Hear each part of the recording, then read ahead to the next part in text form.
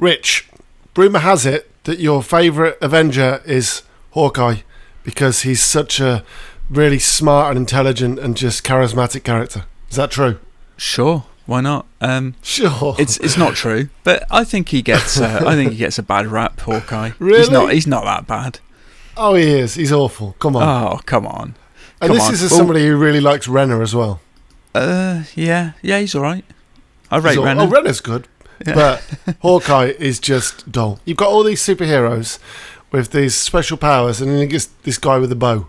Well, do you know what the true test will be? It'll be when the character is added to Marvel's Avengers in November, Dan. The video game out now, made by Crystal Dynamics and published by Square Enix. Yes, the very same.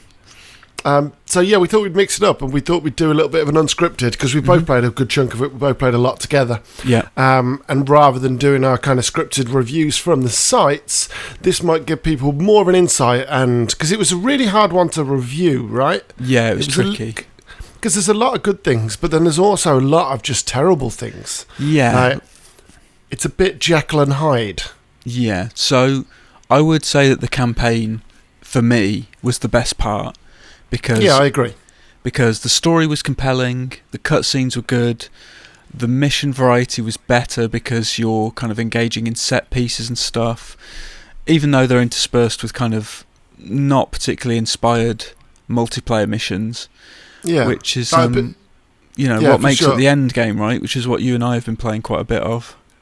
Yeah, and with the single player, I think it's kind of nice that you bounce around from the different Avengers before settling in on your pick for the end game, for the post-game content. Well, for the multiplayer stuff. I mean, the idea is that you're supposed to float between heroes, but kind of once you fully invest in your favourite one, that's it, right? You're going to stick with that one. How can you float between heroes?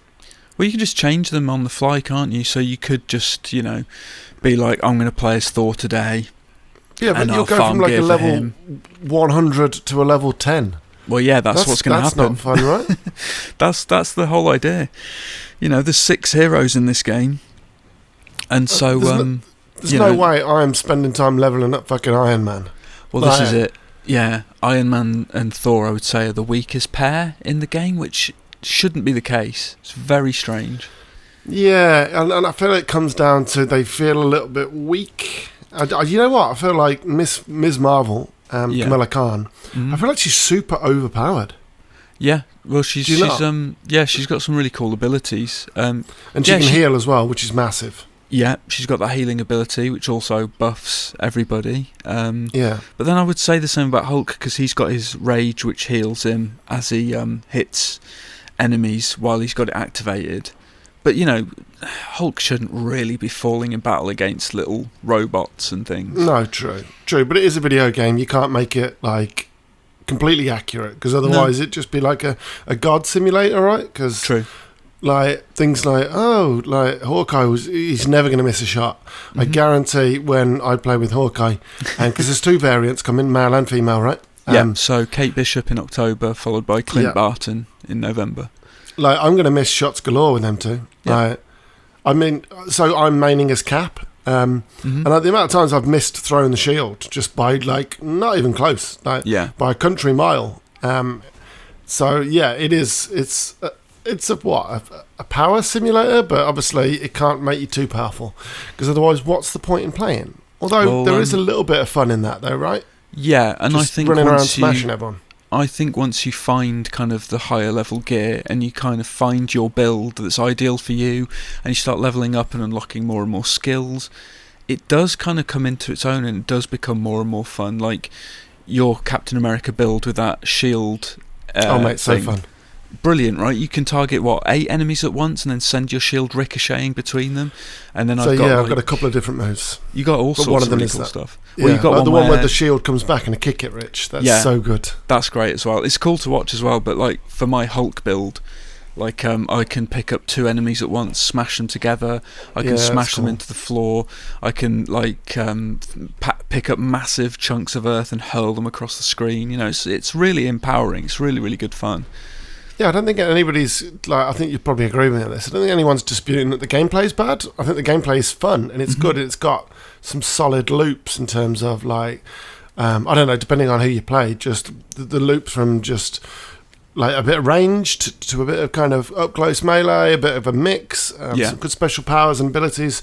So I think from a gameplay perspective, I couldn't fault it. The camera gets a little bit wonky at times and the lock on isn't great. Yeah. And some of the abilities, the hurdle doesn't really work.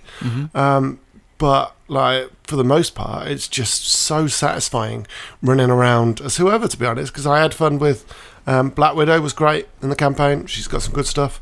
Ms. Marvel, even Iron Man, but Iron Man just feels a little bit weak. Yeah, I wonder if that would change as you level very it up. Strong.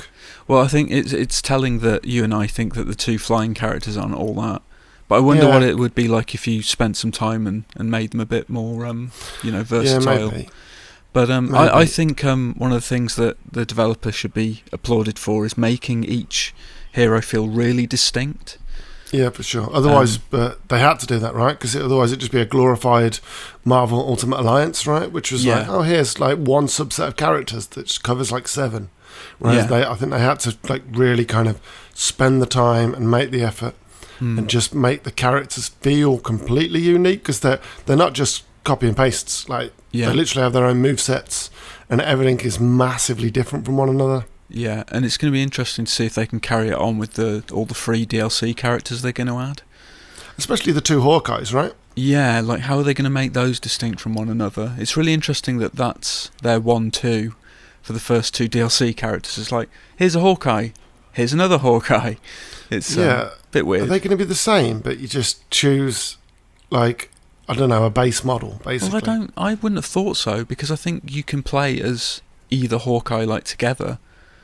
Oh, really? Yeah. They're separate characters as far as I know. Entirely. Interesting. Yeah. But so I mean, in terms of the story, enjoyable, right? But did you find it in the last third that it was super buggy? Yeah, well, I mean, overall the game's quite buggy. So the campaign, the first half, like you say, was really, really well done, really cinematic, polished, right? Very polished, and it kind of loses its way, just from a technical standpoint. Some really odd, strange visual bugs that just would crop up now and again. Yeah, so we both had the bug where Cap had no forehead. Yeah, which isn't good.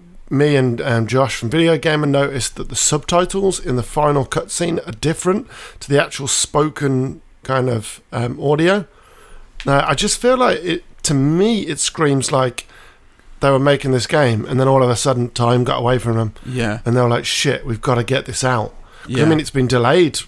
Was it meant to be April, May, was it, originally? Yeah, I think so, yeah. And it's also... Was it meant to be last year? I don't know if it was supposed to be last year, but I think it was maybe supposed to be... Oh, no, do you know what? I think you might be right. I think it might have supposed to have been last year.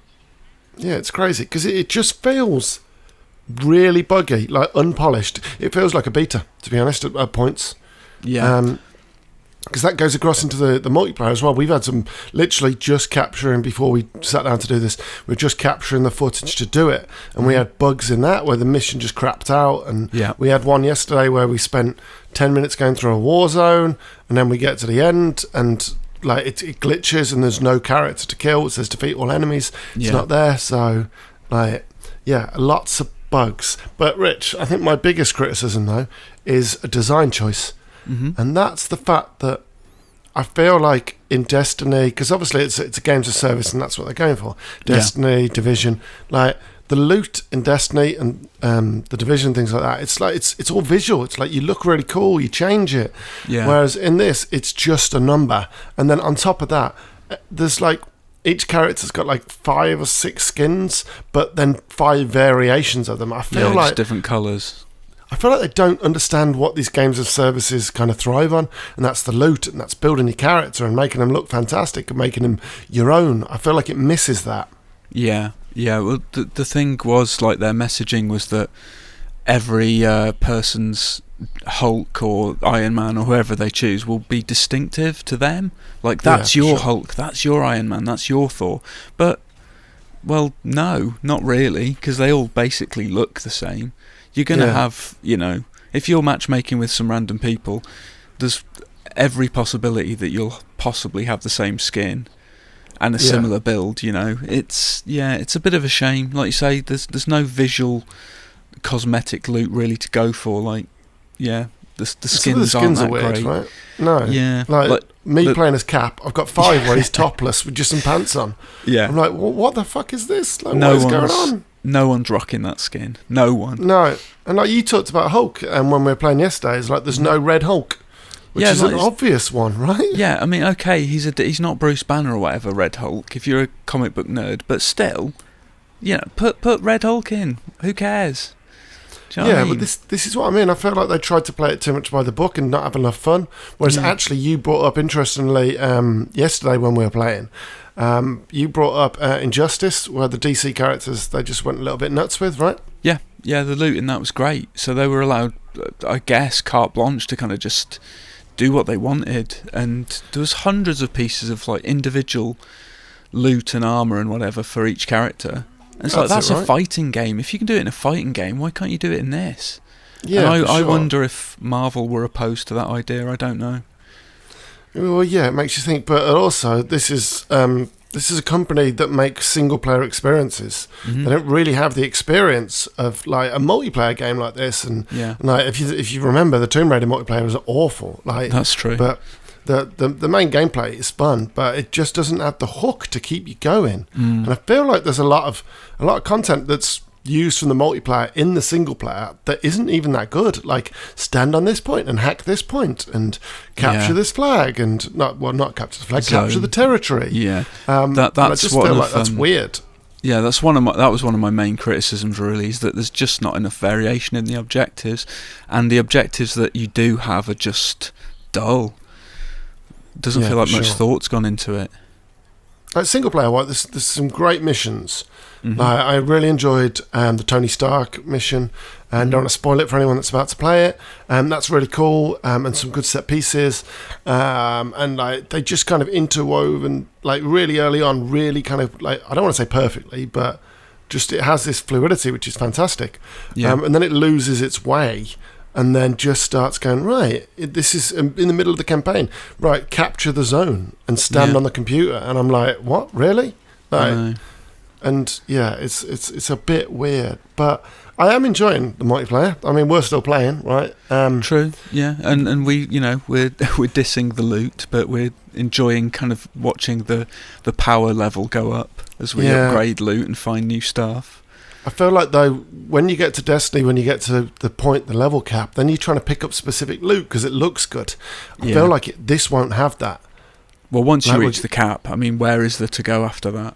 Exactly. Like, you're just going to keep replaying stuff because I just don't get where we go from that. Because, like, you get to the point, like, about level 100 when you just done the elite vaults and you unlock the hives, and then that's kind of meant to be the kind of the next evolution of the gameplay, because the story carries a little bit on, kind of, after the credits roll in the single player. There's an epilogue that it takes a long time to access, right? You've got to do a lot to get to that.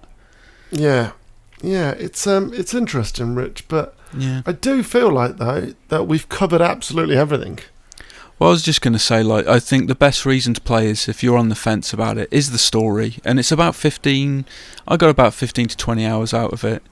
Yeah. And, it's Kamala Khan's story. I enjoyed how she's kind of at the heart of it. And she brings, them all together. And, I enjoyed that. She's great as well, right? Yeah, she's probably a really one good of the strongest characters.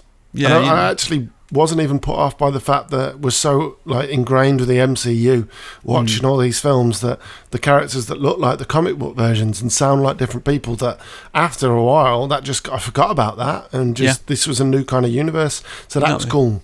But like Miss Marvel was fantastic. She was great. I agree. Just well written. I think that the story was actually kind of well written, because the ending as well, we won't talk about it obviously, but I thought that was really cool. And just throughout, it was just, as from a comic book fan, it's kind of satisfying as well, right? Because you're a massive, all the comics, you watch all that, right? So, yeah, for sure. I mean, at this point now that we've kind of done a lot of it, I'm just curious to see where they go next and what they bring next, because they've promised a lot of free story content and so on. So yeah, I think the game's long term lies in that and whether they can pull it off. So and fix the bugs. And fix the bugs, yeah, definitely. But yeah, solid gameplay, decent enough story. Not sure about the longevity, but like a hell of a load of bugs. But there's something about it that's just like a kind of good hook, isn't there? Mm-hmm. Yeah, there is something about it. There's something there, and if they can fix, the bugs and such, and maybe introduce some more interesting objectives, then yeah, this hopefully won't go the way of Anthem. Right, Rich, I'm going to put you on the spot now. Go on. If Marvel's Avengers video game was an Avengers character, which character would it be? And why? Ooh. Let's say Wonder Man. Wonder Man, okay. Yeah. Kind of cool. Not the most memorable, but, he's still powerful and still plays an integral part in the Avengers universe. How's that? That works. At least you didn't say Squirrel Girl. So yeah, exactly. No, it's not Squirrel Girl.